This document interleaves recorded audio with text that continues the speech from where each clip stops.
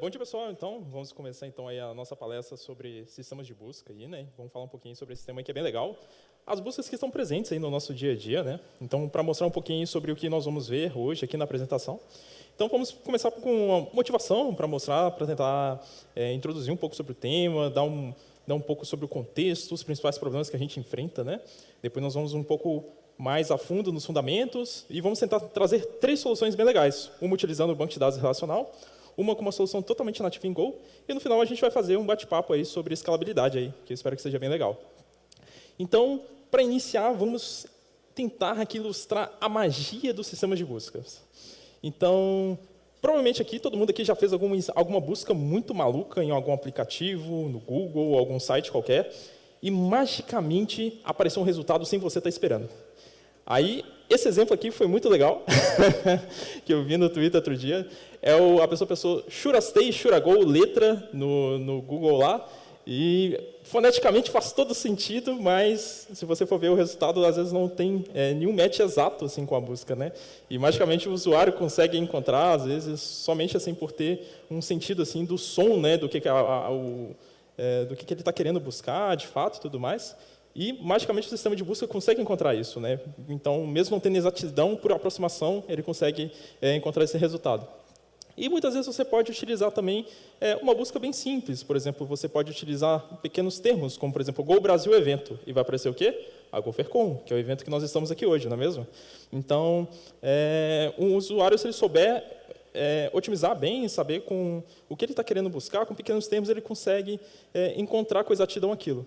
E tem sistemas, igual, por exemplo, o próprio Google, ele provê algumas funcionalidades muito legais. Por exemplo, você pode pesquisar entre aspas, para você ter um termo com exatidão. Por exemplo, se você pesquisar entre aspas Go Brasil, então ele vai procurar esse termo Go Brasil, que está até marcado ali embaixo ali, em sequência, só que você também pode utilizar algumas sintaxes. Por exemplo, você pode usar menos Florianópolis, e ele vai remover todos os resultados que não estão em Florianópolis. E sobrou o quê? Pokémon Go. Muito legal, né? E qual que é o nosso objetivo aqui hoje? É tentar escalar essa montanha íngreme aqui, que é o sistema de busca do Google? Não, é muito difícil, né? Então, assim, Google hoje é uma referência em sistema de buscas, assim, em geral, todo mundo acha que se espelha nele, se inspira nele, mas é uma montanha muito, muito, muito íngreme. Então, a nossa ideia aqui é tentar chegar pelo menos uns 30% das funcionalidades que ele provê para a gente, e se a gente conseguir isso, vai ser super legal. Então, a gente aqui é tentar contextualizar, passar um pouco do background, dos principais desafios, né? E nós vamos, então, começar com um desafio. No final de tudo, o que realmente importa na hora que você vai resolver o sistema de busca? É deixar o nosso usuário feliz. Eu sei que é o sonho de todo programador back-end aqui, eu tenho certeza que no fundo do coração, quando eu falei assim que ia deixar o programador feliz, a galera daqui da primeira fila fez até assim, ó, balançou a cabeça, assim, né, com certeza, né, já concordando comigo. E eu sei que todo mundo vai concordar comigo aqui. Então, vamos lá. Vamos supor que eu tenho um sistema de streaming, na qual eu vou buscar alguns filmes, quando eu vou assistir, por exemplo, à noite e tal. E eu tenho uma grande barra de busca aqui, na qual eu vou introduzir algum termo para achar um filme que eu estou querendo, no caso, né? E nós vamos ter um cenário com 2 usuários. Vamos ter aquele usuário assim, que é um pouco mais leigo e tudo mais, que às vezes vai fazer uma busca um pouco mais genérica e tal, e vão ser um usuário expert, um programador, que ele sabe fazer uma busca muito otimizada, de fato, né? Só que, na realidade, nós vamos lidar muito mais com os usuários ingênuos, assim, que às vezes vão fazer buscas bem mais genéricas, menos otimizadas do que um usuário expert. Vou dar um exemplo. Vamos supor que eu quero pesquisar um filme do Arnold Schwarzenegger. Aqui já ficou complexo, né? Por exemplo, eu não sei digitar Schwarzenegger aqui. Se eu perguntar, às vezes, para 100 pessoas aqui, provavelmente umas 90 vão errar se for pedir para soletrar, não é mesmo? Então, são situações corriqueiras que nós vamos encontrar no dia a dia. São palavras que, às vezes, você não vai saber a exatidão como você digitar, e você vai digitar o mais próximo que você conseguir ali, de fato, né? O que eu espero como programador? Então, eu fiz a minha API lá, criei a minha rota /search, eu espero que o meu usuário, se ele quer o filme do Arnold Schwarzenegger, ele vai entrar o quê? Ele vai digitar Arnold Schwarzenegger, não é mesmo? Então, eu vou lá no meu banco de dados e vou procurar por esse termo, para ver se eu consigo encontrar algum registro e retornar de fato para mim. Porém, na realidade, o nosso usuário, a gente sabe o nosso querido usuário, o nosso amado usuário como ele é, não é mesmo? E ele vai retornar para a gente, às vezes, uma busca, às vezes um pouco estranha. Por exemplo, ele vai digitar um filme do Arnold Schwarzenegger. E a gente vê que, né, poxa, né, não ajuda muito quando eu for lá buscar no meu banco, eu não vou lá encontrar esse termo de fato. Né? E quais que são os problemas que nós temos aqui? Nós temos alguns problemas que nós temos que lidar, e nós temos aqui 3 desafios. Nós temos que limpar, normalizar e, muitas vezes, ler a mente do usuário, não é mesmo? Então, nós temos que tentar adivinhar, muitas vezes, o que o usuário quer, né, de fato, né, mas esse aqui é um dos desafios. Quais os problemas que nós temos aqui? Inicial, stop words. Algumas línguas, por exemplo, igual o português, nós vamos ter algumas palavras de conjunção que vão facilitar a comunicação no nosso do dia a dia, mas que elas não possuem um sentido semântico, não vai te ajudar na hora que você for buscar na sua base de dados aquele registro de fato. Você vai ter alguns termos neutros. Se a minha busca ela foi feita para buscar filmes, por que a pessoa vai digitar filme na barra de busca? Não faz sentido. Muitas vezes o cara entra no Google, digita Google na barra de busca do Google para achar o Google. Então, muitas vezes, acontecem algumas coisas estranhas assim, né, feitas pelo usuário. Mas a gente pode tratar, dependendo do contexto da sua aplicação, como você vai lidar com esse tipo de problema. E outro problema, o português também, muitas vezes, ele tem muitas variações de uma mesma palavra. Então, por exemplo, eu tenho um filme, filmão, filmes, uns filmes, e todos eles remetem ao mesmo resultado de busca. E, por final, erros de grafia, que eu acho que vai ser o erro mais corriqueiro aqui. Né? Então, Schwarzenegger, quem sabe soletrar Schwarzenegger? Né? Então, é um ponto importante, e todo o sistema de busca, eu não diria que é obrigatório, mas seria muito legal se todos pudessem lidar com esse tipo de problema. E aí, é possível mitigar esse tanto de problema que nós mencionamos aqui? Né? Eu diria que sim. Então, por exemplo, os stop words. Como que eu posso mitigar esse problema? Tendo um dicionário de linguagem, que é, no caso, uma base de dados com os termos que nós temos dentro de uma linguagem, eu posso identificar e eliminar todos esses termos aqui, que são termos neutros, no caso. As variações de uma palavra. Então, por exemplo, a conjugação verbal ou algumas variações de alguns termos, nós podemos pegar um prefixo dela ali, que é o radical de uma palavra. Então, por exemplo, filme, filmar, filmão, filmei, filmes, todas elas possuem o mesmo prefixo, o mesmo radical, que é filme. Então, no processo que eu for fazer a limpeza desses dados, eu extraindo esse filme e armazenando, organizando meu dado na minha base de dados também da mesma forma, a gente consegue fazer um match independente dessas variações dos termos. Né? E a parte da questão da imprecisão, muitas vezes, do erro de grafia, nós temos aqui, por exemplo, o Schwarzenegger, nós temos algumas técnicas como o fuzziness, que nós podemos pegar um termo e fazer uma comparação parcial por meio, por exemplo, por semelhança ali. Né? Então, por exemplo, você pega do Schwarzenegger digitado pelo nosso usuário, pelo Schwarzenegger real, tem 70% aqui de aproximação. E, no final das contas, aquela busca feita pelo usuário, ela pode ser reduzida em 3 termos, 3 tokens nesse caso, que seria filme, Arnold e Schwarzenegger. O filme poderia até ser removido, dependendo do seu caso, né? Mas repare que o filme ele foi tratado só com um radical. Então, esse que é o ponto. Muitos problemas, não é mesmo? Então, para recapitular, 1, nós temos aí problemas de stop words, 2, problemas de normalização, capitalização, acentuação, tem várias coisas que nós precisamos de tratar dentro da nossa busca. Tokenização dos termos também, a gente falou a questão da extração do radical e tudo mais. E, por fim, a questão da similaridade. Mas nós temos muitos problemas, mas não importa, porque qual que é o nosso objetivo? Deixar o usuário feliz, não é mesmo? Então, aqui esse é o nosso desafio, e não importa a quantidade de problemas, nós estamos aqui para resolvê-lo. Então, vocês podem ter reparado que nós temos 2 etapas principais no sistema de busca. A etapa 1 seria a etapa da indexação, onde nós vamos pegar os nossos dados e preparar ele dentro de uma base de dados, no caso, uma search engine. E na etapa 2 seria onde o usuário vai entrar com o seu conteúdo textual para buscar ele falar o que ele está querendo, no caso, e nós vamos tentar fazer um match desses dados para retornar para ele o que ele deseja. E nós temos aqui 2 lugares muito legais para se utilizar o Go. Nós sabemos que o Go ele é muito bom para lidar, por exemplo, com filas, webhooks, jobs. Então, nós podemos pegar esse conteúdo e, à medida que, por exemplo, chegar uma atualização de um cadastro, nós sincronizarmos com a nossa base de busca e, assim, nosso dado vai ter atualizado. À medida que um novo cadastro por exemplo, for feito, você também vai inserir. Então, você pode utilizar de uma API, ou algum sistema, ou alguma leitura de filas para conseguir armazenar esse dado. E, por fim, do lado do usuário, nós podemos ter uma API, que você vai ter um /search, na qual o usuário vai consultar essa pesquisa e você vai realizar uma consulta otimizada na nossa search engine. Então, E essa base de dados, o que seria? Eu poderia utilizar um MySQL, um Postgres, enfim. Vamos revisar um pouquinho as nossas aulinhas de banco de dados que nós tínhamos na faculdade. A minha professora de banco de dados, ela falava assim, poxa, se você quer criar uma tabela de filmes, você vai criar uma tabela de movies, lá vai ter um ID, um título, uma descrição, outros campos. E aqui, nesse momento, os DBAs da plateia já estão se debatendo, né? Viram aqui o Varchar 255, né? E o pessoal pensa assim, né? Poxa, mas é só para exemplificar, né? Como é que eles ensinaram para a gente nos primórdios.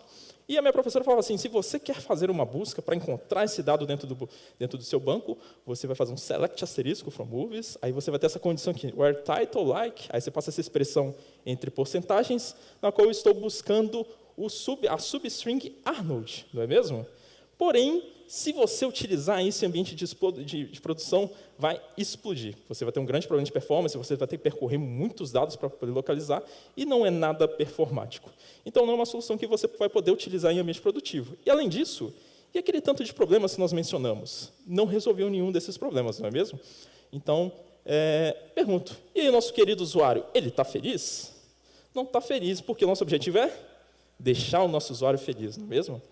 Então, o que nós precisamos de mudar aqui no caso? Indexação. A organização dos nossos dados é extremamente importante nesse caso aqui. Então, se você pegar um banco de dados relacional tradicional, você vai ter uma coluna com seus IDs, por exemplo, uma coluna de títulos aqui, por exemplo, e geralmente as pessoas costumam utilizar uma indexação, por exemplo, no identificador desse registro, e aqui um índice bem comum no banco de dados relacional, que é a B-tree, você vai organizar esses IDs em formato de árvore. O legal de você organizar esse dado em formato de árvore é que você consegue realizar buscas, escrita e deleção em tempo logarítmico. Então, é muito legal. Nesse exemplo aqui, por exemplo, eu tenho 7 nós. Então, se você pegar, por exemplo, log 7, aproximadamente 3, você vai percorrer no máximo aproximadamente 3 itens até você chegar no seu dado. Aí a árvore é a seguinte, se o número que você está procurando é menor, ele vai para a esquerda. Se esse número ele é maior, ele vai para a direita. Então, o 3 é menor que o 4, então ele vai para a direita, para a esquerda, né? E se ele for o 2, aí o 3 é maior que o 2, então ele vai para a direita. Então, ele vai descer nessa árvore até localizar o registro. Porém, aqui nós temos um problema. Nesse caso da indexação, o ID aponta para um conteúdo, o ID aponta para um documento dentro da minha base. Porém, não é o nosso caso. Nós queremos inverter um pouco essa lógica. Então, nós precisamos de um token que aponta para um documento, qual documento ele está presente, uma palavra para qual o registro ele está presente. Então, nós precisamos de criar um índice invertido. Esse que é o ponto que nós precisamos aqui no momento. Para se exemplificar legal, lá na escola nós tínhamos, no final dos livros, lá, por exemplo, uma parte chamada glossário. E nesse glossário nós tínhamos lá, por exemplo, as palavras, por exemplo, tipo assim, amizade, eu encontro a palavra amizade na página 10. Amor na página 1, 14, 40. Isso aqui é um sistema de busca arcaico, né, se você for pensar no formato que o pessoal utilizava nos livros, e funcionava super bem. E é basicamente isso que nós fazemos, só que em formato computacional. Deixamos de utilizar árvores? Não, você ainda pode utilizar árvores, por exemplo, de prefixo, né? Então, por exemplo, a palavra Arnold, você vai percorrer a árvore da mesma forma, porém, no final, você não vai ter um registro, você vai ter a identificação de quais documentos aquela palavra, aquele token está presente. Então, quer dizer que eu não posso utilizar um banco de dados relacional? Não, na verdade, eu posso sim. Por exemplo, o Postgres é um banco de dados muito legal, que a gente fala que é um banco de dados com baterias inclusas, né? E ele nativamente já possui um recurso muito legal para isso. Então, por exemplo, o que nós precisamos de modificar naquela nossa tabela? Nós vamos inserir aqui uma nova coluna, que essa coluna chama test title, no caso. Ela é do tipo test vectors, na qual ela vai armazenar os tokens daquele conteúdo textual. E aqui embaixo, eu estou fazendo o quê? Eu estou pegando aquela coluna title, que era aqui tinha um conteúdo original, e estou transformando ela em vetores utilizando uma biblioteca de linguagem aqui no caso, né? Então, no caso, English aqui, no caso, para fazer o tratamento de toda aquela limpeza que nós mencionamos inicialmente. E, por fim, eu estou criando aqui embaixo um index, só que esse index ele é do tipo GIN, que, no caso, é um index invertido genérico. Então, dessa forma, nós podemos organizar o nosso dado naquela forma que nós mostramos, tipo glossário, como um índice invertido, e facilitar a nossa busca. Então, para simplificar como que ficaria, por exemplo, esse tratamento do test vectors aqui, eu posso pegar, por exemplo, a busca que nós fizemos com o usuário no início, que é um filme do Arnold, E se eu fizer um select diretamente na chamada de função, ele vai me dar o resultado. E vocês podem ver que sobrou apenas 2 tokens, Arnold e filme, exatamente como nós precisávamos, né? E comentamos no início. E como que eu vou fazer essa busca no meu projeto em Go? É muito simples. Você vai ter sua aplicação, geralmente você vai ter um drive SQL, no caso eu posso aqui utilizar o PGX, e ele vai se conectar com o nosso banco de dados, e nós vamos poder executar uma query. O que nós temos de diferente aqui? Reparem que agora, na minha condição, em vez de eu utilizar o like, eu vou utilizar o operador de match, que é esse @@, e vou criar esse test query. Ali também eu posso passar um dicionário de linguagem, no caso ali o English, no caso que ele vai fazer o tratamento, e no final eu passo o meu termo de busca, que nesse exemplo aqui foi a palavra Arnold. Dentro do Postgres, nós temos diversos utilitários na qual nós podemos realizar esse tipo de busca. Podemos fazer buscas por tokens, podemos fazer uma busca por um prefixo, podemos fazer uma busca por operadores lógicos, como ou, not, uma palavra seguida da outra, por exemplo, new seguido de York, e também temos utilitários aqui que vão transformar, por exemplo, aquela busca de New York, que é exatamente a busca de cima, no caso, né? Então, um utilitário para fazer uma busca de uma frase. E o mais legal de todos, vocês lembram daquela sintaxe que eu mencionei do Google no início, que você pode pesquisar entre aspas, utilizar, por exemplo, menos para subtrair um termo de uma busca? Ele dá suporte para isso também. Então, no caso aqui, é esse Web Search to Query. Então, você pode pegar a entrada do usuário direta, passar para ele, no caso aqui, que ele vai fazer a conversão para a sintaxe lógica que o Postgres aceita, que é muito legal. Então, aqui já está uma solução, de certa forma, já bem prática, né? Aí eu pergunto para vocês, será que o nosso usuário está feliz? Pois é, eu acho que agora ele começou a ficar um pouco mais feliz, né? Então, a gente já tem um pouco mais de tratamento, a gente já tem, já conseguiu resolver alguma parte dos problemas, e a gente já tem uma solução de fato robusta para ser utilizada em produção. Mas, além do nosso usuário, o programador também está feliz? A felicidade do programador é importante, não é mesmo? E eu diria que sim. Por quê? Nós temos aqui, no caso, por exemplo, uma API, que a gente pode fazer uma API que ela pode ser escalada horizontalmente, e, da mesma forma, o nosso banco de dados também ele provê um pouco uma certa escalabilidade. Além do Postgres ser muito querido pela comunidade, ele também é uma solução muito robusta. Então, você consegue prover uma solução de full text search, aqui no caso, de forma bem prática com o que a gente já usa no dia a dia. E aí eu pergunto para vocês, é possível fazer um sistema de busca puramente em Go, sem utilizar uma dependência externa, uma base de dados externa? E eu diria que sim. Hoje nós temos diversos projetos na comunidade que as pessoas tentam fazer todo esse tratamento da indexação, de criar um indexo invertido diretamente dentro da linguagem. E hoje eu vou apresentar para vocês o Blave Search, que é um desses projetos. O Blave Search é um projeto open source, ele tem ganhado popularidade aí nos últimos anos. E basicamente, ele possibilita que você consiga fazer todos aqueles mapeamentos, todos aqueles tratamentos que nós vimos anteriormente, porém, diretamente na linguagem, que é uma coisa muito legal. Então, por exemplo, é muito similar ao que nós vimos lá do Postgres, mas aqui, em vez de nós fazermos o tratamento via SQL, nós vamos fazer o tratamento via código.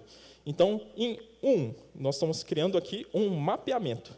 Esse mapeamento, ele por default é dinâmico, então à medida que você for inserindo os dados na sua aplicação, esses dados eles vão ser inferidos dinamicamente, o tipo vai ser inferido dinamicamente, mas você também pode definir esse tipo manualmente. Em 2, você precisa de criar esse index, né, no caso, né, você tem a opção de criar ele em disco. Então, essa opção número 2, aí, eu estou criando um arquivo index.blave, na qual vai ser armazenado esses dados, e na qual eu vou armazenar toda a indexação e o conteúdo das buscas e tudo mais. Aí eu estou passando o mapping para ele. E eu tenho a opção 3 aqui, que é uma alternativa à opção 2, na qual eu estou criando o meu index em memória. Então, dessa forma, eu não preciso de ter escrita em disco. Então, fica uma solução muito simples, rápida, e você não tem escrita em disco, que é muito legal, não é? Que acaba gerando um pouco de problema de performance em alguns casos. E como é que funciona a parte do mapeamento dinâmico? O mapeamento dinâmico, do mapeamento explícito, no caso, né? Então, aqui no 1, eu defino um documento. No 2, eu estou declarando um novo campo, que no caso aqui é o campo title. E esse campo title, reparem que ele tem um item aqui que é o analyzer, nesse caso, né? Então, eu estou passando um analisador, que o próprio Blave Search ele já provê diversos analisadores dentro da linguagem. E desses analisadores, eles vão fazer aqueles tratamentos de acordo com uma regra explícita. No caso aqui do inglês, ele vai fazer o tratamento da tokenização, dos stop words, e todas aquelas regrinhas que nós discutimos inicialmente para esse campo title. Ele provê outros analisadores, mas você também tem a opção de criar o seu próprio analisador, passando as suas próprias regras, e muitas vezes você pode criar regras semelhantes àquela que nós vimos inicialmente. Por exemplo, a palavra filme, você pode removê-la dado um filtro. Às vezes, algo relacionado com a sua aplicação, com o seu contexto de uso. E, por fim, em 3, você pode definir algumas configurações adicionais. Por exemplo, eu tenho alguns campos que eu posso retornar para o meu usuário, mas muitas vezes eu não quero que esse dado seja indexado de fato. Então, vou dar um exemplo. Eu tenho uma URL de uma imagem. É um dado legal que você pode retornar durante o seu sistema de busca, porém, ele não é um dado que precisa ser indexado, porque geralmente, às vezes, a URL é um hash, algo que não faça muito sentido, e você pode ignorar esse dado no momento da indexação, que é muito legal. Para indexar, como é que funciona? Ela é muito simples também. Então, você vai definir um struct, no caso aqui eu estou definindo uma struct move, e esse move ele segue aquele formato de serialização que nós estamos acostumados para serializar JSON. Então, eu definindo a minha struct e chamando a função index, passando esses dados, eu já vou estar inserindo isso dentro daquele index. Aí ele pode estar em memória ou pode estar em disco, né, de acordo com aquela configuração inicial. E você precisa de passar um identificador único, né, para manter aí a unicidade daquele documento e ter também um pouco de idempotência, caso esse dado seja reinserido várias vezes e atualizando com o tempo também. Aí aqui tem um exemplo bem legal, que é sobre os analisadores. O próprio Brave Search ele provê lá na documentação dele um site que você pode testar esses analisadores. Eu peguei aquela mesma busca que nós vimos inicialmente lá, que é um filme do Arnold, e utilizei aqui, no caso, o analisador PT. E ele deu o resultado que foi filme e Arnold. Exatamente aquele mesmo resultado que nós tivemos lá com o Postgres, não é mesmo? Então, vocês podem ver que, de certa forma, ele tem uma equivalência aí em questão de resultado. Beleza. Quais opções que eu tenho de fazer em relação à busca dentro do Brave Search? Você pode fazer uma busca, por exemplo, por uma frase. Você pode fazer uma busca por um match, um token somente. Você pode fazer buscas por prefixos de uma palavra. Por exemplo, tipo, a pessoa está começando a digitar um termo, digitou parcial, você faz aquela busca pelo prefixo. Uma busca por carry string, que basicamente ela vai aceitar aqueles mesmos operadores lógicos, ou not e tudo mais. E tem uma busca muito legal aqui, que é essa fuzzy carry, que é exatamente aquela busca que nós tínhamos mencionado anteriormente, que ela permite que você faça uma aproximação do seu resultado com uma string. E o legal é que ela aceita diversas configurações. Por exemplo, qual que é o limite de aceitação de erro que você tem dentro da sua carry, e também outras questões de expansão, para você evitar também alguns resultados falsos positivos. E, por fim, aqui tem um exemplo bem legal de uma busca com distância geográfica, que ele também, caso você tenha algum campo, por exemplo, com latitude, longitude, junto com o seu registro, você poderia pesquisar, por exemplo, assim, qual a banca de pastel da Dona Maria no raio de 5 quilômetros. Então, você consegue fazer uma busca levando referenciamento geográfico, que é muito legal e de forma muito prática aqui no caso. Como que eu realizo a busca? É simples. Então, você vai escolher uma daquelas carries que eu mencionei anteriormente, você pode fazer uma composição delas também.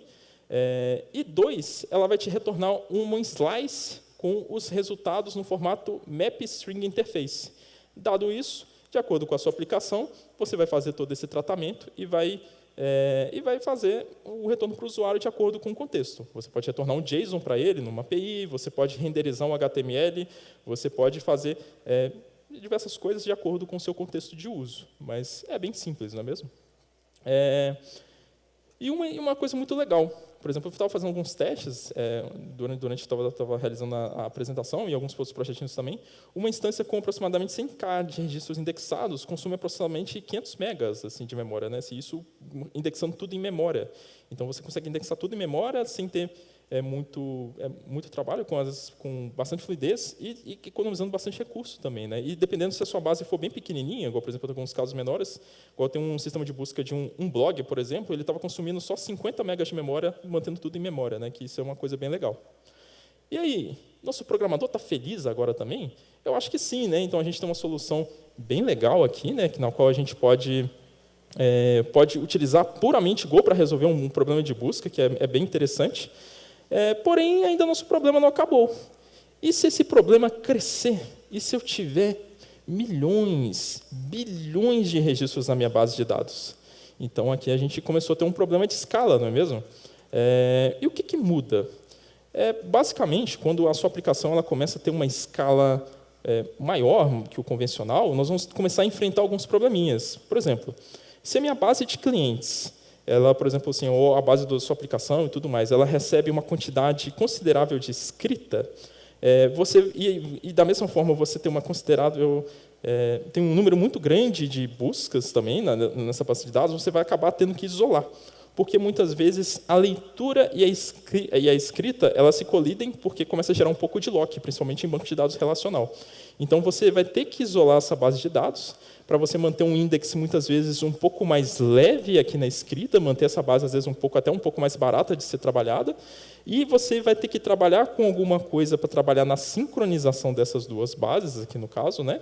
Para que a base da busca, ela de forma isolada, consiga performar bem, você vai conseguir fazer buscas rápidas, né, mas sem interferir aqui na sua aplicação de forma geral. Então, as pessoas preferem isolar essas bases para você consiga escalar e também não impactar caso tenha uma afetação em uma dessas duas bases. Então, quando a sua escala começa a crescer, você tem que começar a isolar um pouco esse tipo de serviço. E não dá para manter a mesma base para os dois casos, que era o caso do Postgres que a gente estava utilizando, né? E tem um outro problema também. Só beber um golinho d'água aqui.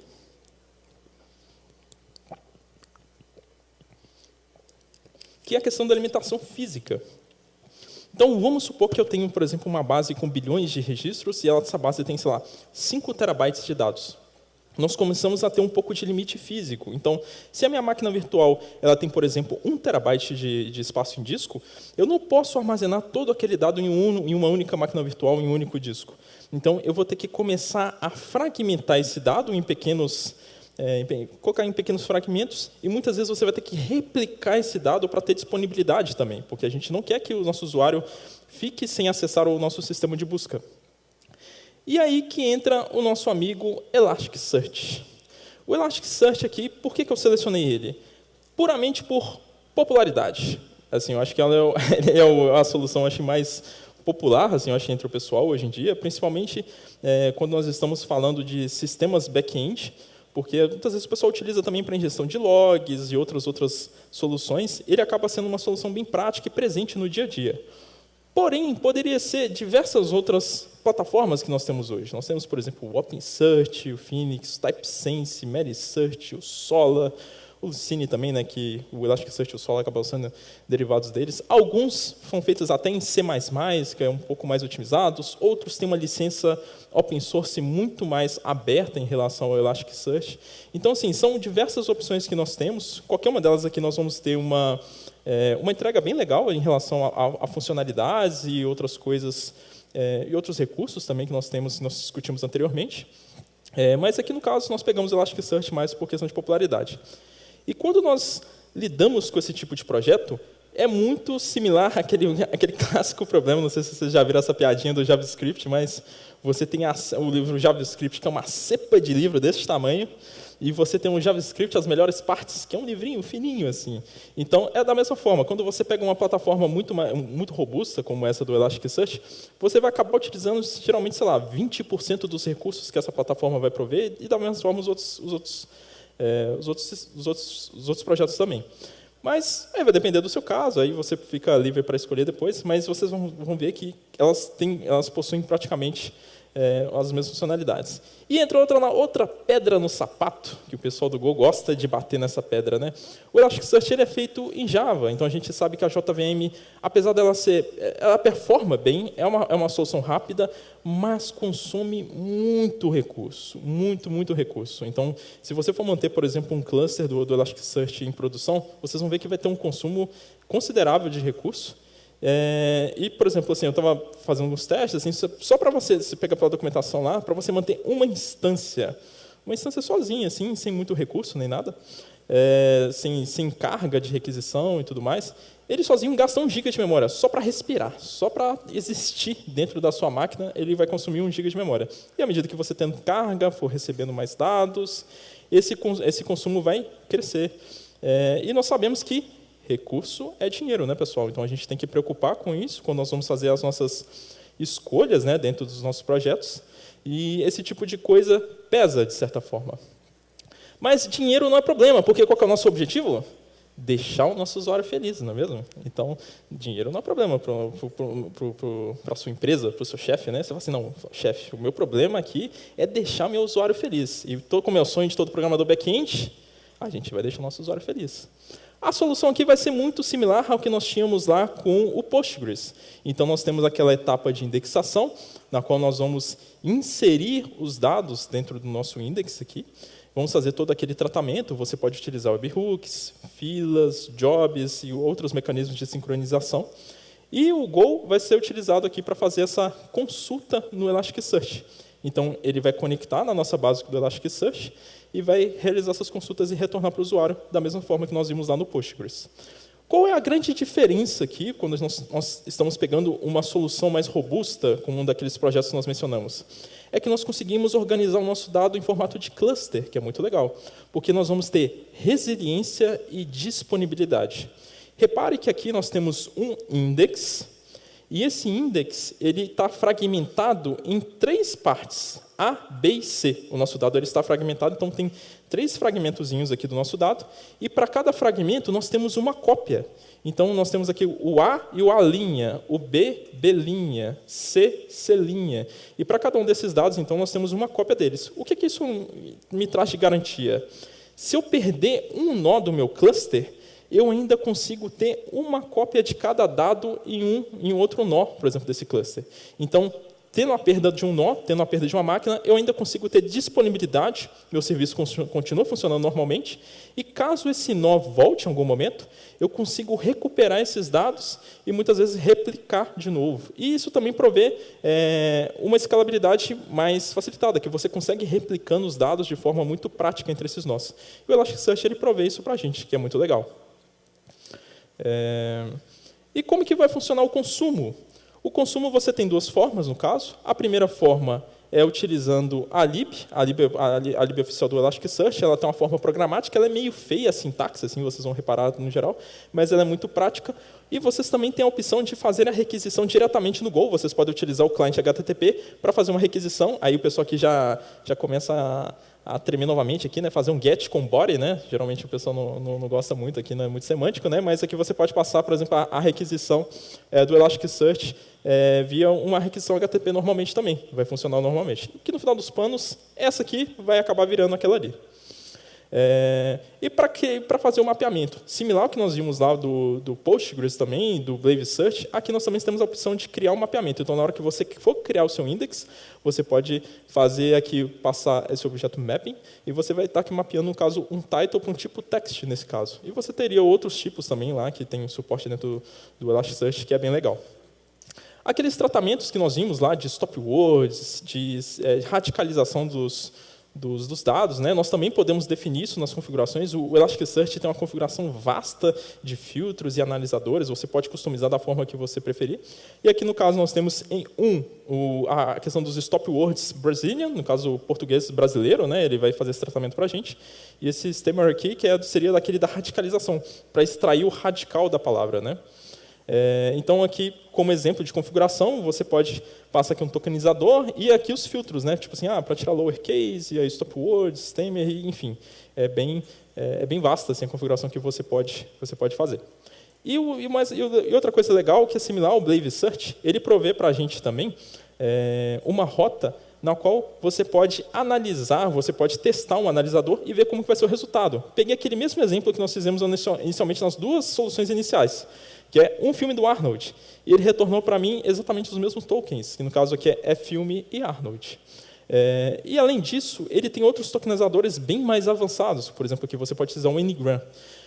O Ngram, que no caso, em vez de você separar o token, por exemplo, por espaços e tentar, por exemplo, antes o Arnold seria somente um token, no caso, aqui ele virou 10 tokens. Então, ele pegou, por exemplo, a tupla de 1 a 2, de tamanho de 1 até 2, e foi fazendo os pares. A, R, R, R, N, N, N, O, O, O, L. Isso aqui é muito legal quando você vai fazer um match parcial desses dados, né?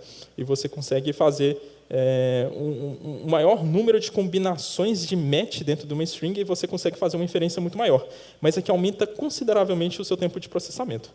Para indexar, é da mesma forma. No caso aqui eu tenho uma struct. Essa struct está serializada no formato JSON. Você vai passar um identificador único aqui, no caso da nossa da nossa aplicação, index movies, e você passa o seu struct, ele vai indexar normalmente na sua base de dados. A busca é da mesma forma, você pode fazer aqui daquele formato tradicional utilizando o client, e o client também permite que você passe o body fazendo a sintaxe limpa. Nesse caso aqui, essa query do match all, ele vai retornar para a gente todos os documentos que estão presentes na sua base.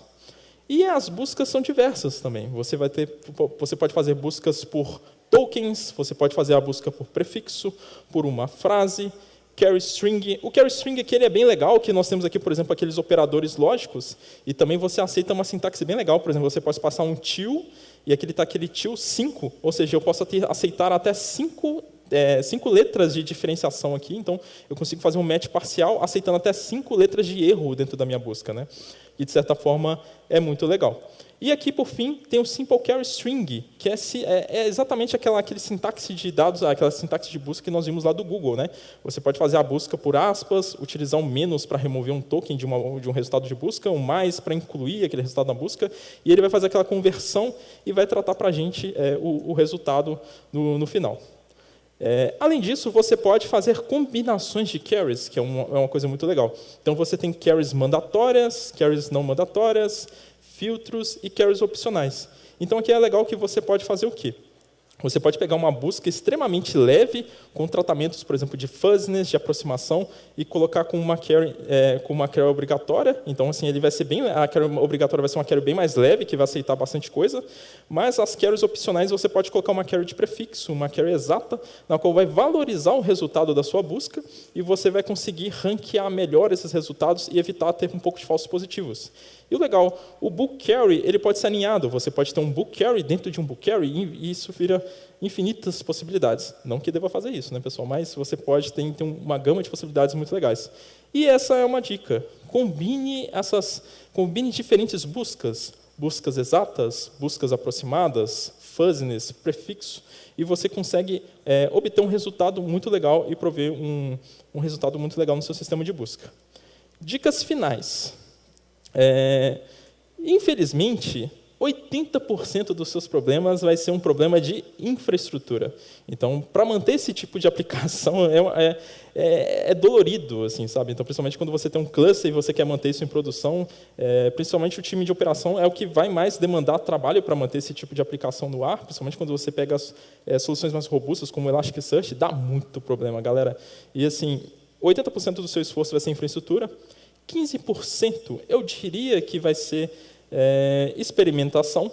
Então, você vai ter que experimentar suas carries, coletar bastante métrica dos seus usuários, colete algumas amostras e entenda o que o seu usuário está fazendo dentro da sua busca, né, para você entender. E 5% vai ser código. O seu sistema de busca, de certa forma, ele vai ser bem estável. Uma vez que você colocar em produção, às vezes você atualiza uma carry ou outra, mas tende a se manter bem estável com o tempo. Analisadores complexos demandam processamento. Não exagerem naqueles analisadores. Apesar de serem muito legais e conseguirem tratar problemas complexos do seu dia a dia, como de aproximação e tudo mais, eles demandam um custo altíssimo de CPU e você tem que tomar bastante cuidado com esse tipo de analisador. Tem um mantra que é muito legal, que é o KISS. Não só para sistemas de busca, mas eu recomendo para qualquer aplicação que você for manter no seu dia a dia, mantenha tudo sempre muito simples, muito estúpido, porque isso vai te ajudar na mantenabilidade da sua aplicação. E mantenabilidade, galera, é tudo. Então, se você manter simples, é fácil de entender, é fácil de você dar uma manutenção, é fácil de você evoluir o seu código. E um sistema de busca, ele foi feito para ser simples, tem que ser uma aplicação simples. Então, esse é um outro ponto. E no final, galera, o que realmente importa depois deste tanto de problemas, tantas soluções que nós comentamos? O que realmente importa? Deixar o nosso usuário feliz, não é mesmo? E é isso. Muito obrigado, pessoal.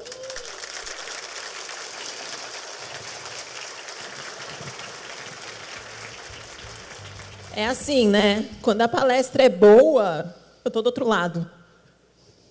Rodrigo? Oi? Aqui do outro lado. Eu estou te procurando. Cadê você? Aqui.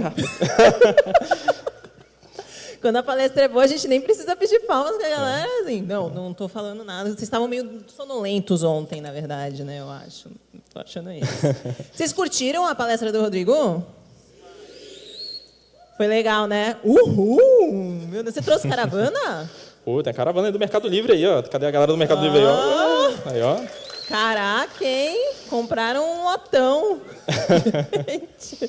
Dá pra fechar uma balada aqui em Florianópolis com a galera do... Ainda fiz uma propaganda de Sabará ainda, para visitar Sabará. Do Sabará, visitem cidadezinha Sabará. bonitinha, cidade histórica. Tem turismo lá? Tem, cidade histórica. Legal. Gente, uma perguntinha bem rapidinho. Quem tem? Alguma mina tem alguma pergunta? Cadê? Um de cada vez, hein, pessoal? Um de cada vez. Tá processando, né, pessoal? Vai ter que colocar uma busca aí no Elástico para rodar. Ali! Vamos lá, bem rapidinho. Opa, quase que eu caio. Vamos lá. Nome, caravana. Pergunta, assim, ó. Leonardo, Florianópolis. Bom dia, obrigado pela palestra. Bom dia. Que sugestões tu dá para quem precisa replicar dado de um banco relacional para o Elástico, por exemplo, em situações que pode perder índice? Que pode perder index? Isso. Olha, geralmente, assim, da parte de sincronização das experiências próprias assim que eu já tive, né? Então, depende muito do contexto da sua aplicação, porque tem algumas aplicações que você pode ter, por exemplo, um dado que atualiza a todo momento, e você tem aplicações que o dado atualiza, sei lá, uma vez na semana, uma vez no dia, né? E tudo mais. O que acontece é que, geralmente, quando o seu dado ele atualiza pouco, você pode ter rotinas periódicas que você vai percorrer esse banco de dados relacional e vai inserindo o Elasticsearch lá, e vai fazer a sincronização e tudo mais. Mas você também pode ter, por exemplo, o webhook, por exemplo, sei lá, à medida que se o seu dado for muito frenético, atualizar a todo momento, você pode ter uma rota junto com a aplicação e você faz uma chamada nesse webhook toda vez que o seu dado for atualizado e você vai inserindo no Elasticsearch à medida que você for tendo essa atualização. O problema é que vai ter um problema de consistência às vezes, né? Então, às vezes, o dado ele vai ter um certo atraso na atualização, mas o sistema de busca, geralmente, assim, não tende a ser muito crítico, né, na maioria dos casos, né? Então, você ter um atraso de 5 minutos, 10 minutos, alguma coisa do tipo, é aceitável em produção, assim, dependendo do caso, né? Não sei se foi muito bem assim o contexto. Não, sim, ajudou. Obrigado. Isso.